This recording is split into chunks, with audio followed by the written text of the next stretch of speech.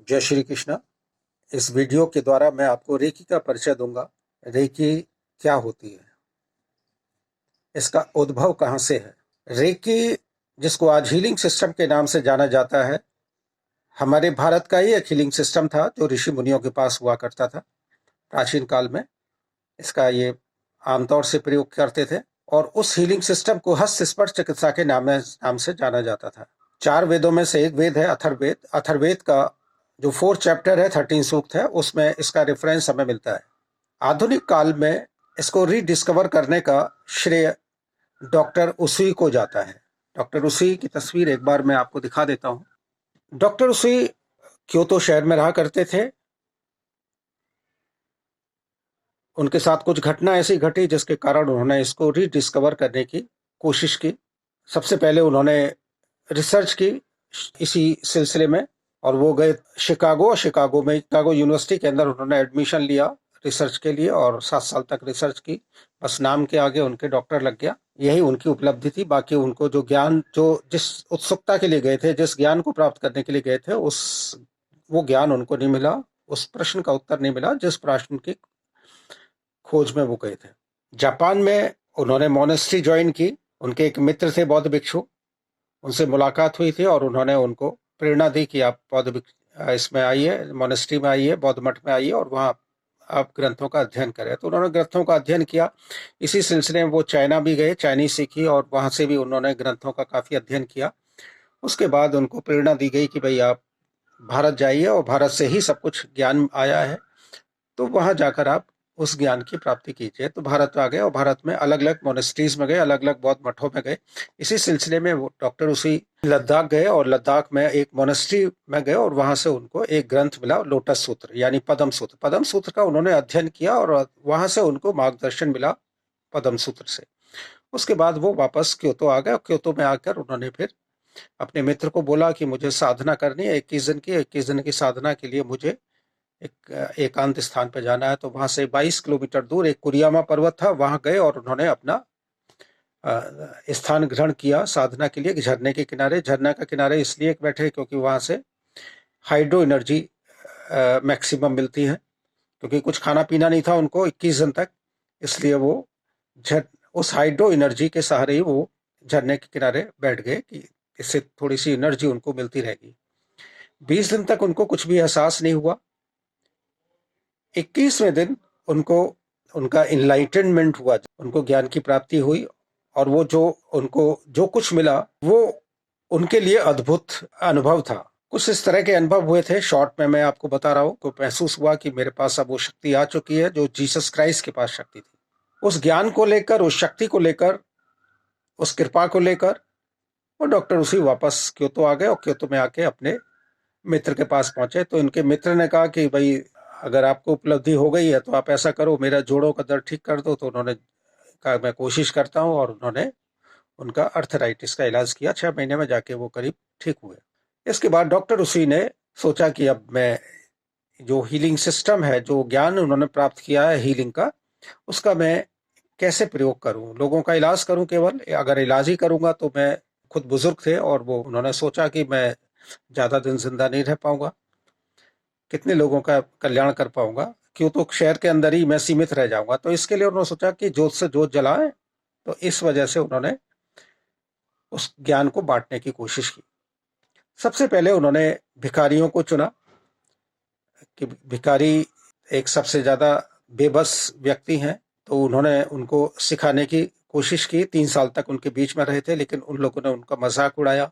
उन्होंने फिर आत्मविश्लेषण किया कि मेरे सिखाने में कोई गलती रह गई है जिसके कारण इन लोगों ने मेरा मजाक उड़ाया। उसके बाद वो वापस अपने मित्र के पास पहुंचे और मित्र से उन्होंने विचार विमर्श किया। तो उन्होंने सोचा कि मेरे सिखाने में क्या गलती रह गई, इसके ऊपर विश्लेषण चला, काफी विचार विमर्श हुआ। तो इसके बाद उन्होंने इस निष्कर्ष पर पहुंचे कि ये जो हमने गलती की है वो जबरदस्ती थोप दिया हमने। किसी चीज को हम जब थोपते हैं, जबरदस्ती किसी को सिखाने की कोशिश करते हैं, वो मजाक उड़ाएगा या उसको ग्रहण नहीं करेगा, अपमान करेगा।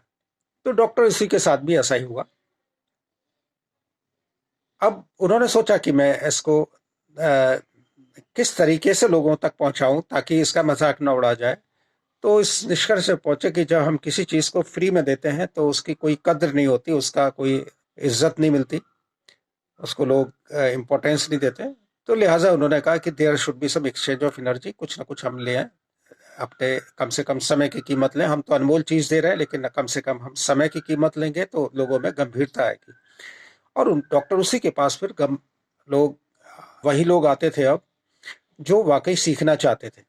उन्होंने इस ज्ञान को धीरे धीरे इसका प्रचार प्रसार किया। जापान में, जापान से बाहर भी काफी लोगों तक ये ज्ञान पहुंचा, लेकिन बहुत गिने चुने लोग आते थे जिन लोगों को इसके बारे में मालूम होता था। काफी वृद्ध हो गए थे, उन्होंने सोचा कि अब मेरे बाद इस परंपरा को कौन आगे बढ़ाएगा। तो इसके लिए उन्होंने अपने शिष्यों में से ही एक खोज की, डॉक्टर हयाशी को चुना। और डॉक्टर हयाशी नेवी से रिटायर्ड एक एलोपैथी के डॉक्टर थे। उनको सारा ज्ञान दिया, उन्होंने अपना उत्तराधिकारी घोषित किया और फिर बाद में उन्होंने अपने प्राण छोड़ दिए थे।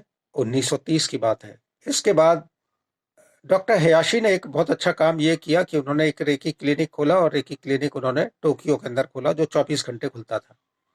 लोग आते थे, अपना बिना दवा के, बिना ऑपरेशन के उनका इलाज होता था, वो ठीक होके जाते थे। जापान के हवाई द्वीप के अंदर एक महिला थी, जापानी महिला, जिनका नाम था मैडम टकाटा। मैडम टकाटा को पेट में कुछ प्रॉब्लम थी और उन्होंने उस पेट की प्रॉब्लम के लिए, ट्यूमर था, उसके लिए उन्होंने डॉक्टर से बात की। तो डॉक्टर ने उन्होंने अपॉइंटमेंट दिया, ऑपरेशन की सलाह दी।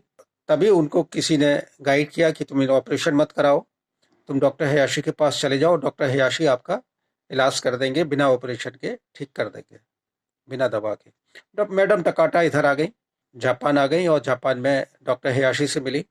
डॉक्टर हयाशी से उन्होंने अपना इलाज करवाया। महीने, सवा महीने में वो ठीक हो गई, उनका जो ट्यूमर था वो ठीक हुआ। तो उन्होंने कहा ये बहुत अच्छी चीज़ है, मुझे सिखा दीजिए। लेकिन डॉक्टर हयाशी ने साफ इनकार कर दिया, हम औरतों को नहीं सिखाते, ये सिर्फ हम जेंट्स को सिखाते हैं, पुरुषों को सिखाते हैं। ये दौर था, ये जो समय था वो था first world war, second world war के बीच का पीरियड, जब महिलाओं को इक्वल राइट्स भी नहीं थे समाज के अंदर। पॉलिटिकल राइट्स, सोशल राइट्स, ये सब नहीं हुआ थे। इसलिए वही मानसिकता थी। तो उन्होंने कहा कि हम औरतों को नहीं सिखाते। मैडम टकाटा यहाँ से चली गई वापस अपना हवाई। इधर सेकेंड वर्ल्ड वॉर की तैयारियां हो रही थी, उसके सर्कमस्टांसेस ऐसे बन रहे थे, और जिनको भी सिखाया था उन्होंने पुरुषों को सिखाया गया था। और जापान के एक सिस्टम था कॉन्सक्रिप्ट, इसका मतलब होता है कि जितने भी पुरुष लोग हैं उनका कंपलसरी था आर्मी में पार्टिसिपेट करना। तो लिहाजा सभी को पार्टिसिपेट करना था उस सेकेंड वर्ल्ड वॉर के अंदर। इधर डॉक्टर हयाशी के दिमाग में आया कि भाई अगर सारे पुरुष उसमें चले जाएंगे, और उनको मालूम था कि आगे आने वाले वक्त में जापान की तबाही है, तो उनको महसूस हुआ कि मैं अगर किसी महिला को नहीं सिखाऊंगा तो डॉक्टर उसी का सपना अधूरा रह जाएगा। तो उन्होंने सोचा कि अपनी पुत्री को, अपनी पत्नी को सिखाओ। इसके लिए उन्होंने सोच ही रहे थे, डिसीजन ले रहे थे, तभी उनके पास एक इनविटेशन कार्ड आया हवाई से, मैडम टकाटा के यहाँ से। उनकी पुत्री की शादी थी, तो उनको एकदम ध्यान आया कि भाई इससे ज्यादा सुपात्र कोई हो नहीं सकता। दूसरी चीज, ये जापान से बाहर रहती थी, इसलिए उन्होंने सोचा कि ये सबसे ज्यादा सुरक्षित यहीं रहेगा। तो वो शादी में शरीक होने के लिए गए, और वहां उन्होंने मैडम टकाटा को सब सिखा दिया। उसके बाद वापस आ गए, और 1941 में इनकी डेथ हुई थी, डॉक्टर हयाशी की। इधर मैडम टकाटा ने इसको कोर्स के रूप में डेवलप किया, अमेरिका और यूरोप वगैरह के अंदर इसको कोर्स के रूप में डेवलप किया। यानी कि इसके अलग अलग स्टेजेस में डिवाइड कर दिया, यानी फर्स्ट डिग्री, सेकंड डिग्री, और आगे मास्टर कोर्स। फर्स्ट डिग्री के अंदर हाथ रख के इलाज करना पड़ता है, शरीर को छूना होता है। और सेकंड डिग्री, जिसको एडवांस कोर्स बोलते हैं, अपने स्थान से दुनिया के किसी भी कोने में किसी भी रोगी को आप ठीक कर सकते हैं। उसके बाद मास्टर कोर्स है, थर्ड, ए और बी के अंदर डिवाइडेड है, उसमें आप किसी को सिखा सकते हैं। मैडम टकाटा भारत भी आई थी, और भारत के अंदर इस ज्ञान को बांटने की कोशिश की थी, और वृंदावन के अंदर रही थी। और वृंदावन के अंदर एक गली का नाम है टकाटा वीथी, वीथी कहते हैं गली को, यानी उसमें रुकी थी वो, और वहां से इसका प्रचार प्रसार करने की कोशिश की थी। लेकिन वहाँ के जो लोग थे, पंडित थे, पुजारी वगैरह, या वहाँ के जो लोग थे, उन्होंने इनका प्रचार प्रसार नहीं करने दिया। लेकिन ये बहुत अच्छी बात रही कि मैडम टकाटा यहाँ से बहुत कुछ सीख कर गई और उस ज्ञान को लेकर अमेरिका, यूरोप के अंदर उसको फैलाया, उसका प्रयोग किया अपने हीलिंग सिस्टम के अंदर, अपने सिखाने के, अपनी क्लासेस के अंदर, अपने वर्कशॉप्स वगैरह में इसका इस्तेमाल किया था। ये संक्षेप में मैंने आपको बताया पूरी। और 1980 में मैडम टकाटा की डेथ हो गई थी। उस वक्त दुनिया में सिखाने वाले केवल 22 लोग थे। आज जिस सिस्टम को रेकी के नाम से जाना जा रहा है, हिंदुस्तान में भी अब इसका काफी प्रचार प्रसार हुआ है। इनफैक्ट इसको उसी शिकी रियो बोलते हैं। उसी शिकी रियो का मतलब हुआ उसी की प्राकृतिक चिकित्सा। उसी प्राकृतिक चिकित्सा का आज इस्तेमाल करते हैं। और रेकी के बारे में मेरा एक अपनी पर्सनल ओपिनियन है, हर व्यक्ति को सीखना चाहिए ये, ताकि एक आपके हाथों में एक चलता फिरता डॉक्टर है, आप अपना इलाज कर पाएं, अपने परिवार का इलाज कर पाएं, अपने दोस्तों का इलाज कर पाएं। इसके लिए किसी क्वालिफिकेशन की जरूरत नहीं है, सिर्फ आपकी श्रद्धा होनी चाहिए, आपका फेथ होना चाहिए, आपका सरेंडर होना चाहिए कि आपको कुछ सीखना है।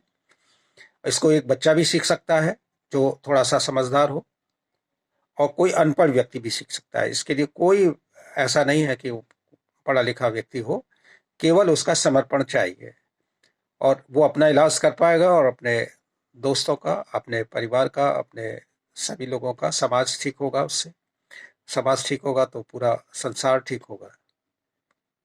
धन्यवाद। आगे के वीडियो में बहुत कुछ आपको मैं बताऊंगा, मेडिटेशंस वगैरह के बारे में बताऊंगा, कैसे मेडिटेशंस वगैरह किए जाते हैं, और भी अलग अलग तरह के ज्ञान आपको दूंगा।